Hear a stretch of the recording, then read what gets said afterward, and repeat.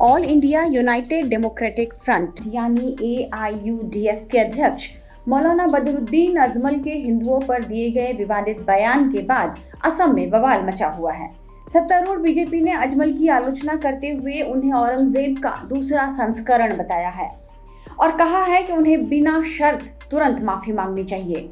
BJP के मुताबिक वो हराम की संस्कृति को बढ़ावा दे रहे हैं, जिसे किसी भी तरह बर्दाश्त नहीं किया जाएगा। पार्टी ने मुस्लिम संस्थाओं से अजमल को दी गई मौलाना पदवी भी वापस लेने की मांग की है।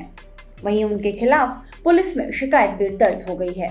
ऐसे में जानते हैं कि कौन है बदरुद्दीन अजमल, जिन पर बीजेपी सिर्फ अभी हमलावर नहीं हुई है बल्कि पहले भी उन्हें असम का दुश्मन बता चुकी है।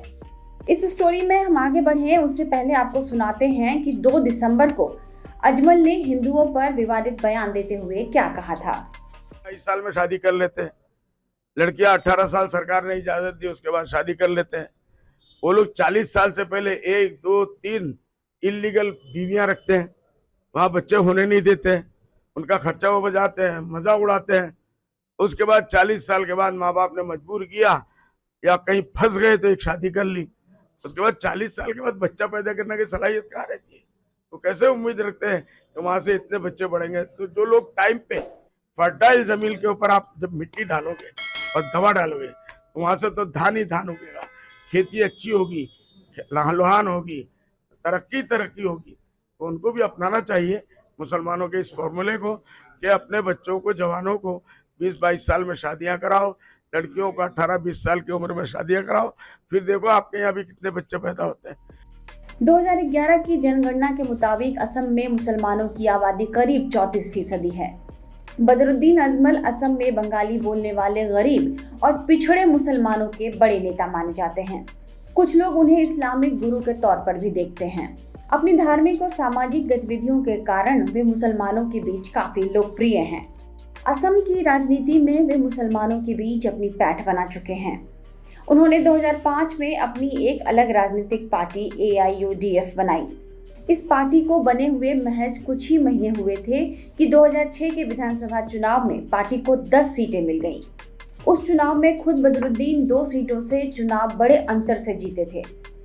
इसके बाद 2009 में उन्होंने धुबड़ी से लोकसभा सांसद का चुनाव जीतकर संसद में कदम रखा। तब से वे लगातार 3 बार सांसद हैं। 126 सदस्यीय विधानसभा में अभी 15 विधायकों के साथ उनकी पार्टी दूसरी सबसे बड़ी विपक्षी पार्टी है। अजमल आर्थिक रूप से भी काफी संपन्न हैं। दुनिया भर में उनका करोड़ों रुपए के इत्र का कारोबार है। UK और US के कई शहरों में अजमल परफ्यूम के आधुनिक शोरूम खुले हुए हैं। इसके अलावा वे असम के कई शहरों में दर्जनों कॉलेज, मदरसे और अनाथालय चला रहे हैं। इस वजह से मुसलमान उन्हें अपना रहनुमा बताते हैं। लेकिन विपक्ष उन पर भाषणों के जरिए बंगाली मुसलमानों का ध्रुवीकरण करने का आरोप लगाता रहा है। कहा जाता है कि असम में अवैध नागरिक ठहराए जाने के डर से कुछ मुसलमान अजमल को उस उम्मीद से देखते हैं जो उन्हें संरक्षण का भरोसा दे सकते हैं। इसलिए बंगाली मूल के मुसलमानों का एक बड़ा वोट बैंक बदरुद्दीन अजमल की तरफ चला गया है। गृह मंत्री अमित शाह ने पिछले साल इसी ओर इशारा करते हुए बदरुद्दीन अजमल और कांग्रेस पर घुसपैठ को शरण देने का आरोप लगाया था। अमित शाह ने कहा था, ये जोड़ी सारे दरवाजे खोल देगी और घुसपैठ को असम के अंदर आसान कर देगी, क्योंकि ये उनका वोट बैंक है।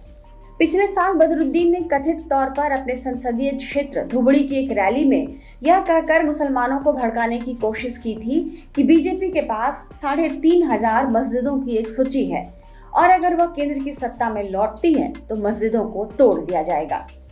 विवादों से अजमल का पुराना नाता रहा है। 3 तलाक बिल का विरोध करते हुए मौलाना अजमल ने संसद में मुसलमानों के लिए आतंकवादी शब्द का प्रयोग किया था।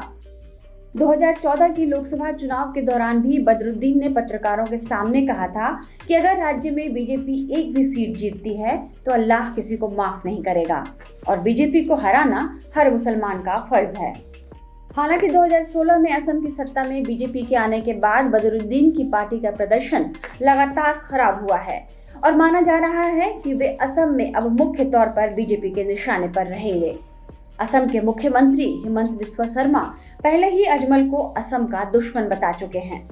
शर्मा का दावा है कि असम में बीजेपी की शक्ति के उदय से अजमल पर विराम लगा है। टाइम्स नाउ नवभारत डिजिटल की रिपोर्ट।